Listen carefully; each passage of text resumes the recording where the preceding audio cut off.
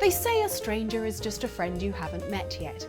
And while that's a lovely sentiment, it was clearly coined by someone who hasn't been played for a dunderheaded, over-trusting fool by people we trusted in countless video games.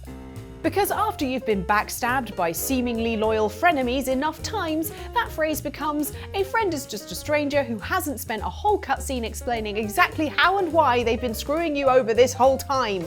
Yet. Prepare to be let down more frequently than a Hollow Knight Silksong fan as we document the 7 most shocking betrayals that nobody saw coming, and beware spoilers for the following games.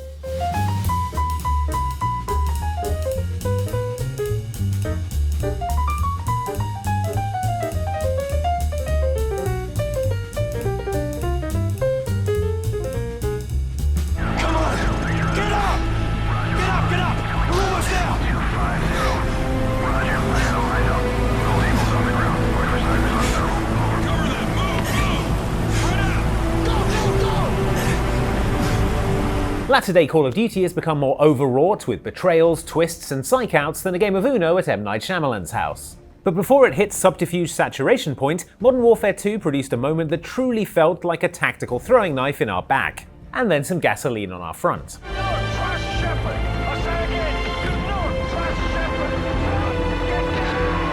At the start of the game, you're pulled out of training for a special assignment by Lieutenant General Shepard, aka that genius tactician from the first Modern Warfare who sent 30,000 US troops to an unnamed Middle Eastern country where they were all killed in a nuclear explosion. An honour, sir! COD 4 veteran here. A few quick questions about the assignment, and sorry to ask, am I going to get needlessly killed in a massacre a few moments into the campaign, or... It's not Shepard's rampant incompetence or suspiciously fake-looking mustache you need to worry about though, but his motivations.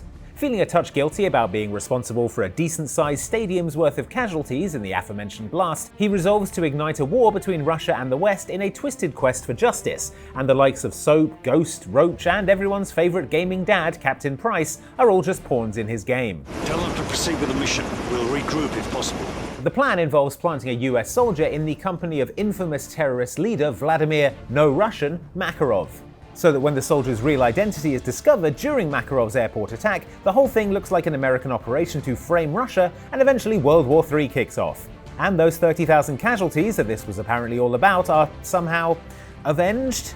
Wait, run this by me again, General?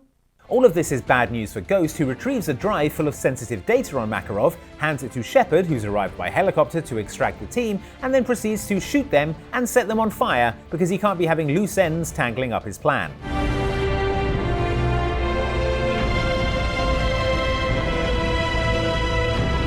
And in the 2022 remake, while he doesn't shoot them and burn them in a ditch, Shepard still betrays the team, rather than learning from his mistakes in the original game and atoning for his sins by being nice to them this time. To do good, you've got to do some bad. Yes, I'm aware that's not how these things work. I'm just mad, okay? This is a momentous occasion, Corvo. I'm going to come out with it. We've been building a coalition of loyalists, aimed at ending the Lord Regent's tyranny and restoring the throne. At risk of execution, we're committed to finding young Lady Emily and seeing her crowned as Empress. We've got big plans, but we can't do any of it without you. If you're feeling a bit disrespected by your promotion-shy boss or the latest situationship who told you they just need to work on themselves for a bit, consider player character Corvo Attano from Dishonored. This is a man who nearly dies trying to protect the Empress and her daughter from assassination, gets framed for that assassination, and yet somehow still has more murderous double-crossings to contend with in his future. Her own bodyguard. Ironic. Seriously, Corvo, please don't ever play Among Us, because I guarantee your heart cannot take it. Having taken the whole framed for a murder he didn't commit thing in his stride and broken out of prison, Corvo and a ragtag band of accomplices gather at the Hound Pit's pub and hatch a plan to dispose of the Lord Regent, who seized power after arranging the Empress's murder. Corvo, I'm Admiral Havelock, a true servant of the Empire, like you, until the Lord Regent purged those of us who wouldn't recognize his claim on the throne. And I'm Lord Trevor Pendleton. I represent the nobility in our little group. But we all act as equals here at the Hound Pit's pub. You get close with these Empire loyalists too, popping back into the pub after every mission to catch up with them, pick up some new gear, and then hear about the next target you need to take down. And for the most part, they're very welcoming, considering the things you get up to out in Dunwall. Oh, hi everyone, what's this? Oh, no, that's just bits of neck tissue from various guards I beheaded, and that smells probably just the army of rats that I magically control now. They're usually around here somewhere. Now then, Piero, you absolute legend, what's this about a spring razor mine? Things are all very chummy until you defeat the Lord Regent and make your way back to the Hound Pits pub to celebrate with your pals, who've decided the best way to celebrate would actually be to drug and murder you so that they can install Princess Emily on the throne and rule Dunwall by proxy through her. We'll be the men who rescued Emily and brought down the Lord Regent and his assassin. What they overlooked, though, is that although he's an absolute mark, Corvo's particularly adept at getting revenge on people who've recently made an attempt on his life as part of a wider power conspiracy. Get down! Explosion! So yes, he survives and neutralises yet another set of conspirators. But will he ever learn to love again? Apart from the rats. They don't count. Look how small you are down there. I can barely see you. Very tiny and insignificant. Wait, I've just thought of something. How am I going to get in? You know, being bloody massive and everything. Wait, I know. You get into the lift, okay? Then I'll eject myself out of my new body into the lift just as you pass by me. Brilliant. It's perfect, except for all the glass hitting us when I smash through the lift. That's a bit of a problem. Come on, nobody who played Portal 2 saw the Wheatley betrayal coming. And if there are people down in the comments saying that they did, well, looks like the cake isn't the only thing that's a lie, doesn't it? If ever an artificial intelligence core had golden retriever energy, it's this one. Let's go on one this time. Okay, ready? One. Catch me, catch! Ow! Ow. Voiced by Stephen Merchant, a man who sounds as sinister as birdsong in the summer breeze, Wheatley's well-intentioned buffoonery Alright, stop panicking. I can still stop this. is the engine that motors along Portal 2's plot from one brain-melting puzzle room to the next. Okay, look, the point is, we're going to break out of here, alright? Very soon, I promise. I just have to figure out how to break us out of here. Here she comes. Just keep testing. Remember, you never saw me. He was originally designed as an intelligence dampening sphere, essentially an entity who created a constant stream of bad ideas to GLaDOS so that she wouldn't get too smart and do GLaDOS things like flood places with deadly neurotoxin. Which is as good a plan as Aperture Science has ever come up with, this being a company who designs interdimensional portal guns and then tests them by building needlessly enjoyable obstacle courses at considerable expense.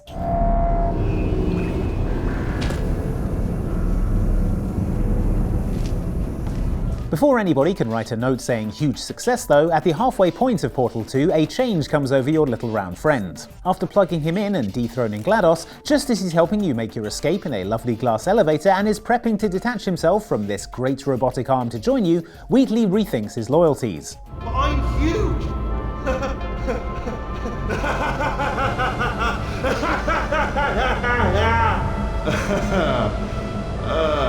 Actually, why do we have to leave right now? Instead of keeping to his word, this stupid little orb goes and gets himself corrupted by all the power he's suddenly acquired. What are you doing? No! So rather than escaping out into the world with you, Wheatley rages at GLaDOS, goes off on one at you for telling him what to do, despite your character Chell saying not one solitary word all game, and chucks you both into the depths of Aperture Science for good measure. Well, how about now? Now who's a moron? Could a moron hunt you into this pit? Ah! This betrayal hits extra hard due to two things. Firstly, Wheatley himself didn't initially set out to screw you over, so there were no clues to tip you off. Stay calm, stay calm, prepare. That's all I'm saying, prepare. It's all fine, alright? Don't move, I'm gonna get us out of here. Oh, you might want to hang on to something. Word of advice, up to you. Secondly, having your Bristolian bot bestie suddenly turn around and try to murder you is heartbreaking. I mean, how can you not trust someone who sounds like this? I knew this would be fun. They told me it wasn't fun at all, so they said it's not fun at all. And I believed them. I don't know, I was a fool to myself. Oh, I'm loving this. Way of a time. If it had been Ricky Gervais voicing Wheatley, we'd have seen this coming a mile off. But Stephen Merchant? Not a chance.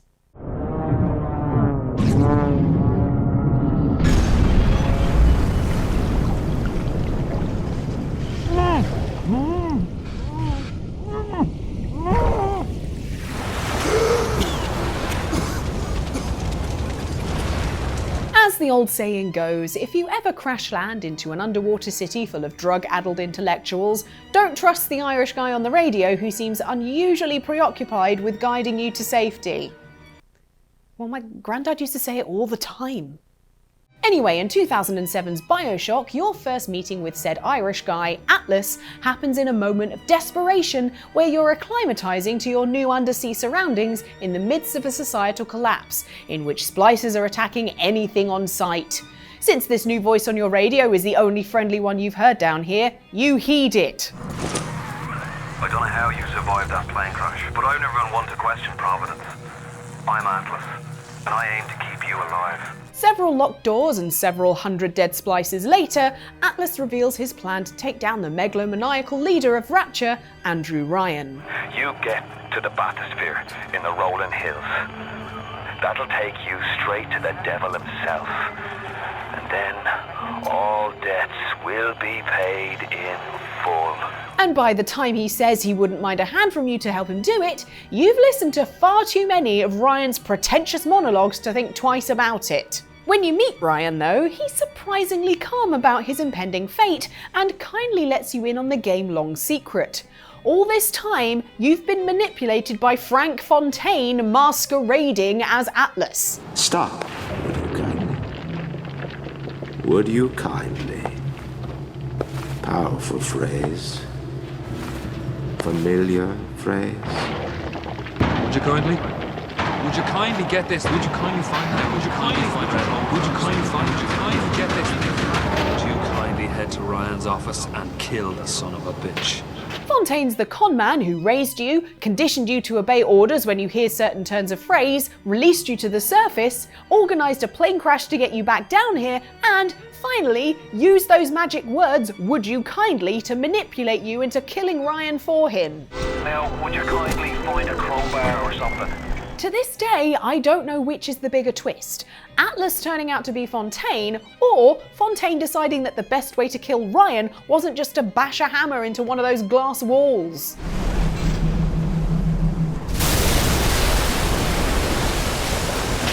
Could have gotten this whole thing over a lot quicker that way. Hey. Hey. I'm Leo. Vincent. Listen, thanks. Don't mention it.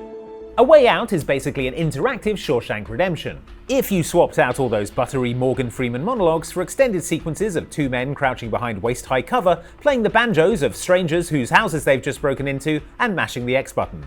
Come on, come on, come on! Don't underestimate me. Pure luck, I slipped. Who knows, a bit more of that in the screenplay? Maybe Shawshank would have picked up that Oscar after all. Oh, look at this. Whoa! A gun. I wonder what you could do with this. Developer Hazelight very sneakily bonds you to its duo of protagonists, Leo and Vincent, by giving you continuous co-op control over them, whether you're in the same space or apart. So all the while, as you're hatching a plan to bust out of jail together, you start to see the character you're not controlling as a representation of the friend you're playing in co-op with. I used to do this as a kid all the time. You're nuts. Easy now. It'll be much quicker if we go together at the same time. So, all things considered, after you've escaped from jail together, you're probably feeling quite fond of each other. Remember when I distracted the guard while you chiseled a hole in the wall by your toilet? I want you to fix it. Not my problem. Go to sleep. Or when you played darts while I failed to bond with my child? Good times. Leave me alone. It was alright. So, quick question, Vincent, my old friend. Why have the police just handed you a gun and told you good job? Good job, Vincent. Please tell me it's just because they're impressed with the craftsmanship on that toilet wall hole that you chiseled. Vincent? I'm sorry, Leo. Alas, your old cellmate and fellow fugitive has been in on it all along, posing as a criminal after Leo killed his brother in an undercover bust gone wrong. No! No! No! You thought he was helping you on your way to freedom, but actually he's just another graduate of the Frank Fontaine School of Incredibly Convoluted Betrayals, and now he's brought you back into the cops' clutches like he always intended. Nobody move! I'll kill him! Only making it worse for yourself. And this particular betrayal is doubly painful if you've been playing as Vincent this whole time, and none the wiser to his wildly convoluted scheme. Not only does your co-op partner hate you, you kind of hate yourself as well.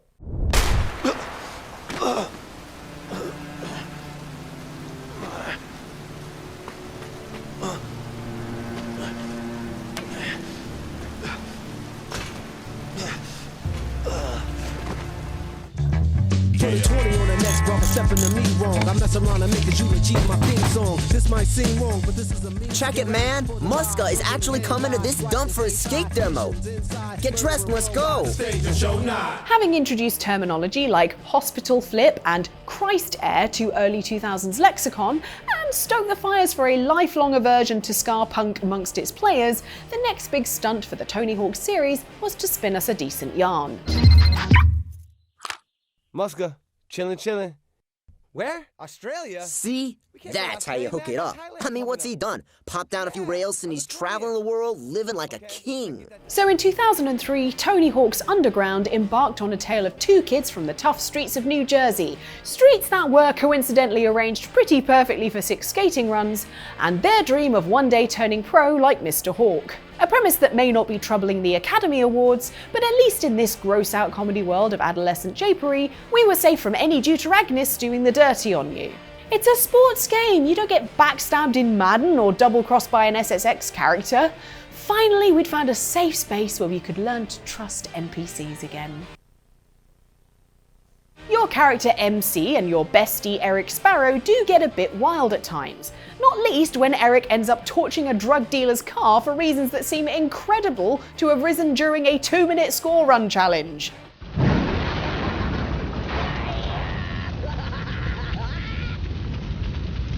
But this is Tony Hawk's Underground. Human beings can basically fly in this universe as long as they're in the general vicinity of a skateboard. When you fall several stories onto sheer concrete, you just grunt and start another nose manual.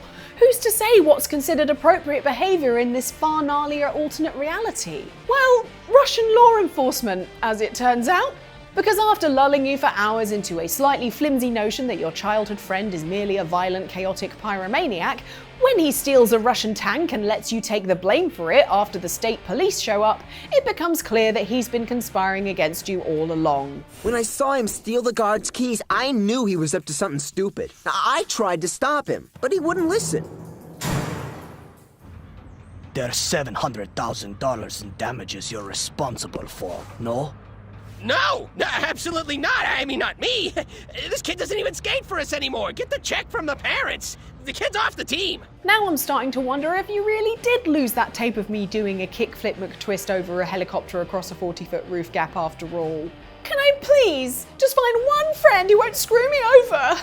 Gosh, 2003 is tough. At least GTA San Andreas is out next year. That should be good. The streets is cold, dog. Like it says in the book, we are blessed and cursed. What book? Same things make us laugh, make us cry. Rockstar's mastery of interactive media is evident everywhere, from the disconcertingly accurate way your horse poops in Red Dead Redemption 2 to... Actually, it's pretty hard to get past that first one. But one of the best examples of its storytelling creds is how expertly it makes you fall for Big Smoke in GTA San Andreas. The rest of the Grove Street gang are frosty towards you when you turn up again after years on the East Coast, but not old faithful Big Smoke. He's ready with a hug and a smile, just as soon as he's put down the baseball bat he was about to assault you with a few seconds ago when he thought you were a burglar. Oh my dog, what's up? If I had £1 for every time that had happened to me here in the studio, why I'd be... What are you doing in here? Are you off the cameras? Oh, it's you. Yes. Right. Hello. Sorry. Hey, Mike. Yes, he has his foibles, and sure, his takeaway order sounds like somebody announcing the lottery results. I'll have 2 number 9s, a number 9 large, a number 6 with extra dip, a number 7, 2 number 45s, 1 with cheese, and a large soda. But throughout every dangerous mission you undertake, Big Smoke's got your back. Apart from the minor detail that he actually defected to the Ballers over a year ago and has been playing you this entire time. Oh, Big Smoke, all you had to do was follow the damn bro code. There are moments of foreshadowing along the way, but they're subtle. At the aforementioned drive-thru where Smoke recites his famous order, the lads are attacked by the Ballers, but Smoke refuses to fight back on the grounds that he'd rather finish his food first. Why you ain't blasting, Smoke? I'll shoot him when I'm done eating. Which, fair enough. I've never had a room temperature number 9 large, so Who am I to judge? Smoke's master plan to rule the entire West Coast underworld hits a hitch when you spot him doing business with the Ballers, and from that moment it's just a matter of time before you have to face your longtime BFF and make him pay. The man himself sums it up best. Same things make us laugh, make us cry. Word. I can't stand cold food. Big Smoke, why? I trusted you. We followed the damn train. We did that. Anyway, those are some shocking betrayals that happen in games. Just like broke us a lot. Can you think of any others? Put them in the comments below if you're brave enough to. You know what? Something better. Look, there's some lovely Outside Xbox video here. Go there, and an Outside Extra video there, and take your mind off of